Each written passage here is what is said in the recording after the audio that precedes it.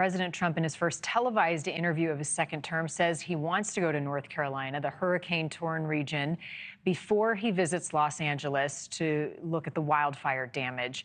We've got some video on your screen of Asheville. This is in the days after Hurricane Helene and all of the massive and devastating flooding there. James Green lives in Asheville in a retirement home. They were hit hard by the storm, and you can see some of the damage from his photos since shortly after the storm. The last time he and I spoke, the people living there still didn't have clean water. The prediction is that we'll have we being the city and the surrounding areas will have water next week. Well, it's this week now. Fingers crossed on that.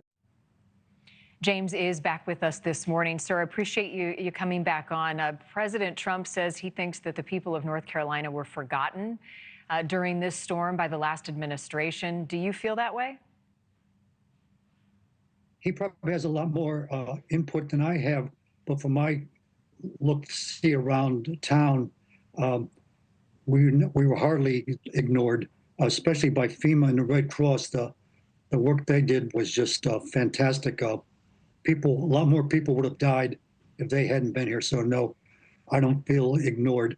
Obviously, we always want more. There's still businesses and people need their houses replaced, but ignored, no.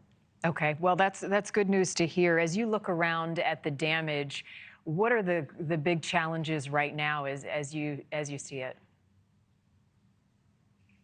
I would say, too, there's the serious ones of some bridges are still down, so you can't get from point A to point B, and they're working on that.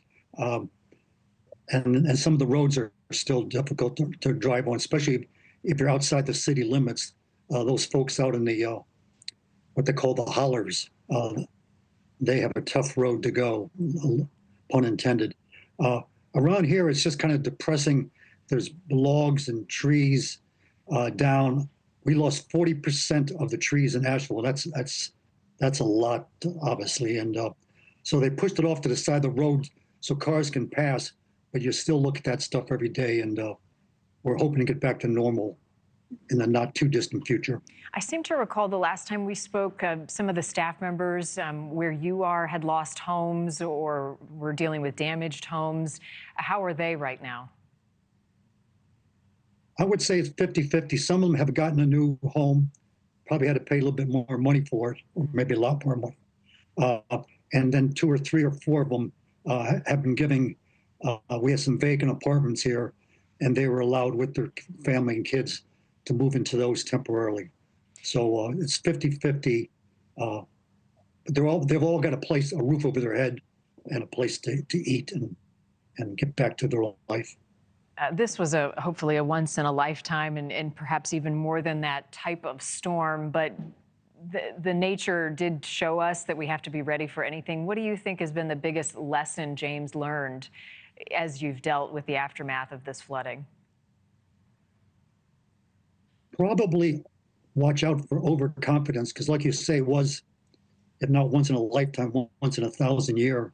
But on the other hand, statistically, it's going to happen to someone. And so I would say watch the overconfidence, and then make sure that that government officials are thinking about it and letting us know that what they're doing for emergency preparation. So I guess it kind of shook our confidence that nothing bad can happen here in Asheville. We don't get tornadoes. We get usually good weather, but God has his own way of bringing us back to reality. Yeah, Mother Nature leaving an imprint with this one. James, I'm glad to hear that you're doing better. The president, again, as we said, heading there tomorrow to survey that damage firsthand. Appreciate your time, sir.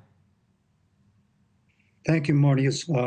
Once again, I repeat, it's glad that you're keeping us on your radar there. So thank you very much. Thank you for watching. Go to newsnationnow.com to find NewsNation on your television provider. And don't forget to click the red subscribe button below to get more of NewsNation's fact-driven, unbiased coverage.